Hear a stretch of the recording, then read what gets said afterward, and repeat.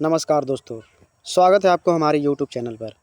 आज हम class 10th भूगोल का इकाई 1 का परिचय देखेंगे, क्योंकि इकाई का अगले चैप्टर से शुरू होगा। तो चलिए शुरू करते हैं। इकाई का नाम है भारत, संसाधन एवं उपयोग।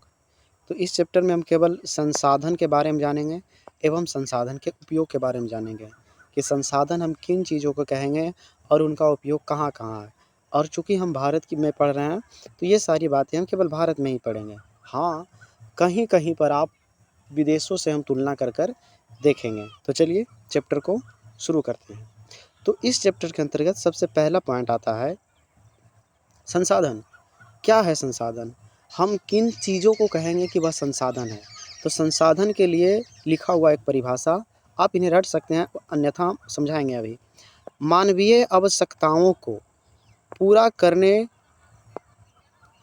करने वाला हर जीव जंतु एवं पदार्थ संसाधन है। मतलब मानव के आवश्यकता को जो चीज़ पूरा कर दे वह संसाधन है। जैसे जीव जंतु को हम काट कर भी खाते हैं, जीव जंतुओं से बोझ ढोने में कार्य में लाते हैं, तो वे हमारे काम में आए। जब काम में आए, इसका मतलब वो हमारे लिए संसाधन है। अगला है पदार्थ। हम अपने जीवन में बहुत सारे पदार्थों का उपभोग करते हैं, जैसे हम खाते पीते हैं, चावल दाल, ये सब क्या है? एक पदार्थ है। फ्रिज, जनरेटर, ये सब हमारी आवश्यकताओं को पूरा करता है। तो ये सारी वस्तुएं क्या होगी? पदार्थ। संसाधन हम उन सारी वस्तुओं को कहेंगे जो मानव की आवश्यकता को पूर्ण करेगा। एक सिंपल सी परिभाषा। संसाधन के संदर्भ में जिम्मरमैन जी एक बात बोले, संसाधन होते नहीं बनते हैं। मतलब ये कि कोई भी वस्तु पहले से संसाधन नहीं होता, उसे बनाना पड़ता है। फॉर एग्जाम्पल, जैसे मान लिया जाए यहाँ ज़मीन के अंदर कोयला है, ठीक है, कोयला पड़ा पड़ा है। अब ये इसकी जानकारी हमें नहीं है, तो ये हमारे अभी संसाधन के लायक नहीं है भाई।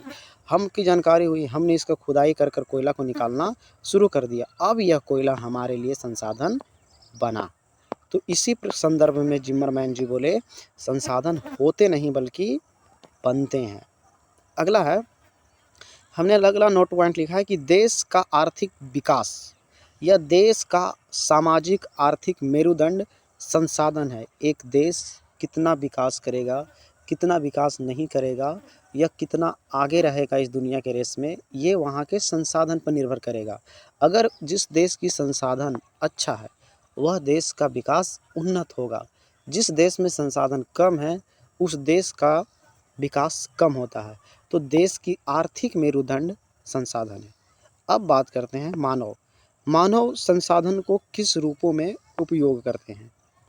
अब ये रहा मानव पर्यावरण में संसाधन का खोज करता है कि भाई कहाँ पे है संसाधन, फिर उसे तकनीक की सहायता से निकालने की कोशिश करता है, और ये सारा तकनीक एक संस्था इकट्ठा करती है।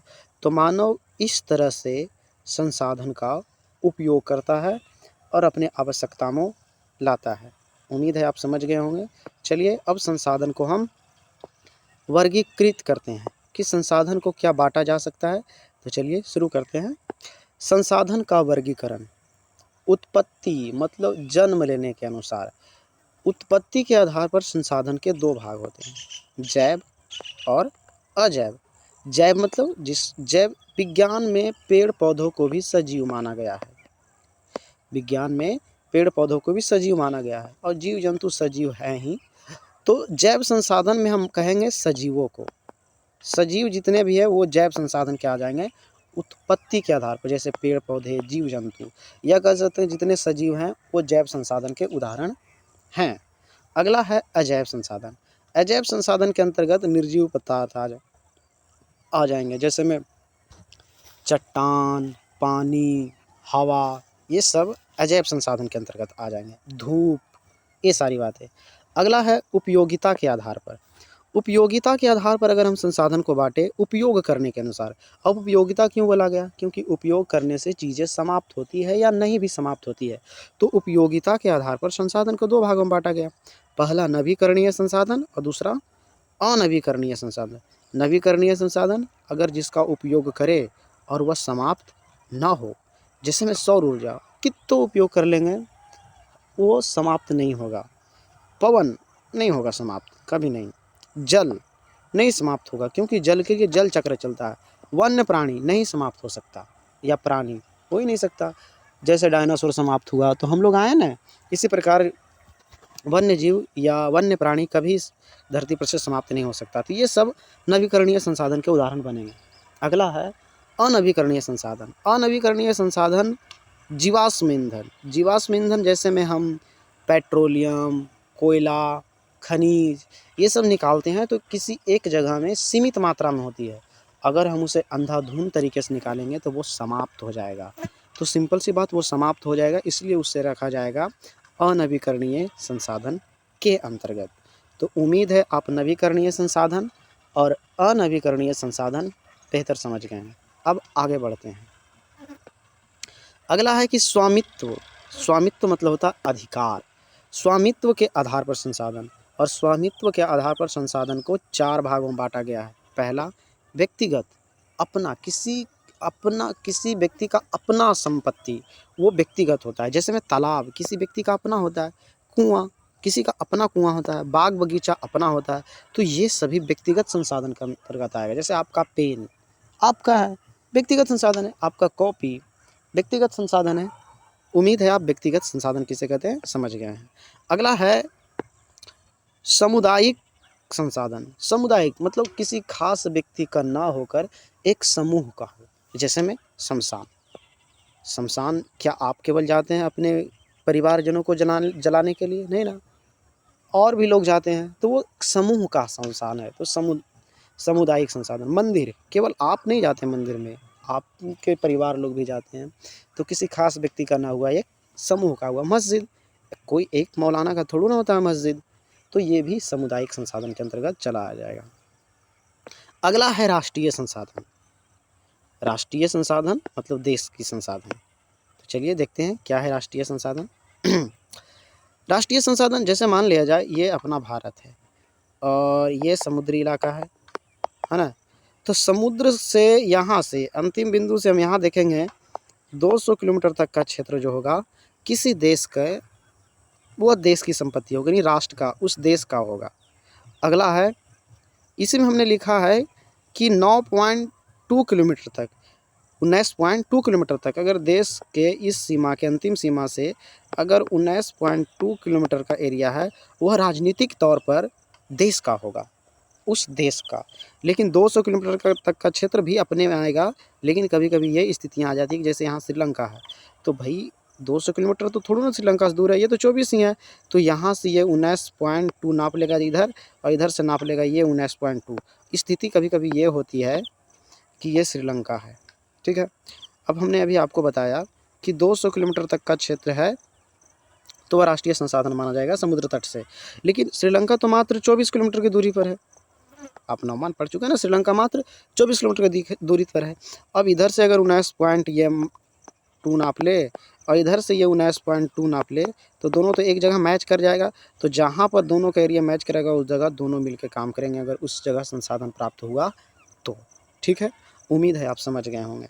200 किलोमीटर तक का क्षेत्र को एक बात और कहा जाता है अपवर्जक आर्थिक क्षेत्र। इस बात को आप ध्यान रखिएगा। अगला है अंतर्राष्ट्रीय संसाधन। अंतर्राष्ट्रीय संसाधन मतलब 200 किलोमीटर के दूर का क्षेत्र। जैसे मान लीजिए यहाँ भारत है, समझ लीजिए कि यहाँ ऑस्ट्रेलिया है, तो अब यहाँ से 200 किलोमीटर यहाँ आता है और यहाँ से 200 किलोमीटर यहाँ आता है। तो 200 किलोमीटर तक का भारत तो हक है, ये भी यहाँ पहुँच रहा है, लेकिन इस बीच वाला एरिया में दोनों मिलकर काम करेगा। लेकिन अगर इधर एक भी जगह देश नहीं है तो भारत अकेले 200 किलोमीटर तक देखरेख करेगा, और इधर बाहर अगर मान लिया जाए 200 किलोमीटर के आगे कोई संसाधन मिलता है और कोई देश और भारत के साथ मिलकर कार्य करना चाहता है उस जगह पे, तो अपना काम वह कर सकता है, दोनों मिलकर उस संसाधन का उपभोग कर सकता है। तो उम्मीद है आप बेहतर समझ गए होंगे। अगला है विकास की स्थिति के आधार पर। विकास की स्थिति के आधार पर जिसे लगता है कि वह संसाधन है हम उसे विकास में ला सकते हैं। जैसे संभाव्य संसाधन, ठीक है। संभाव्य मतलब संभावना है ना, कि इस जगह पे संसाधन है लेकिन भाई संभावना केवल की जगह पे संसाधन है, तकनीक की वजह से हम पर पता नहीं चल रहा है और हम संसाधन नहीं निकाल पा रहे हैं। विकसित संसाधन मतलब अपने को पता है कि भाई यहाँ पर पूर्ण रूप से संसाधन का विकास है, हम इसका उपभोग कर सकते हैं, लेकिन तकनीक की वजह से नहीं कर पाते इन दोनों संसाधन का। अगला है भंडार। जैसे अपने को पहले से पता है भाई, बिहार में आर्सेनिक हो गया, और बिहार में मुख्य रूप से आर्सेनिक और चूना पत्थर, बिहार में आर्सेनिक और चूना पत्थर है, लेकिन इसका भंडार है, लेकिन सरकार इसको निकाल नहीं पा रही है। क्यों भाई? क्योंकि यहाँ तकनीक का अभाव है। तो विकास संसाधन, ये पूरा संसाधन को हमारे पास संचित तो है, लेकिन हम इन चीज़ों का उपयोग नहीं कर पा रहे हैं, और इसका मेन वजह है तकनीक। हम तकनीक की वजह से इन सब का उपयोग नहीं कर पा रहे हैं। संचित कोष, ये छोटा नागपुर के पठार वाला एरिया में संसाधन ही संसाधन है, लेकिन हम इन चीज़ों को निकाल अभी तक नहीं पाए हैं। चलिए, तो उम्मीद है आप यहाँ तक समझ गए होंगे। आगे बढ़ते हैं अब। अगला है संसाधन नियोजन। हम किसी भी संसाधन को एक नियोजित पूर्वक उपयोग करते हैं। तो संसाधन नियोजन का मतलब होता है कि संसाधनों का विवेकपूर्ण उपयोग ही संसाधन नियोजन कहलाता है। जैसे नियोजन कहलाता है, जैसे झारखंड, विवेकपूर्ण उपयोग करना ही संसाधन नियोजन है। जैसे झारखंड हो गया, मध्य प्रदेश हो गया, छत्तीसगढ़ हो गया, इस सब में खनिज है, कोयला है, लेकिन यहाँ सरकार कोई नियोजित पूर्वक से काम नहीं करती है और अंधाधुंध उपयोग कर रहा है। अब आज के समय में यहाँ कोयला दिन प्रतिदिन कम गया है। अगला है बिहार में चूना पत्थर है, पायराइट है, सरकार ध्यान ही नहीं दे रही है, नियोजित पूर्वक काम ही नहीं कर रही है, तो यहाँ से भी नहीं निकाल पा रहा। अगला अरुणाचल प्रदेश, खूब जल है, लेकिन सरकार यहाँ पर ठीक से काम ही नहीं कर रही है।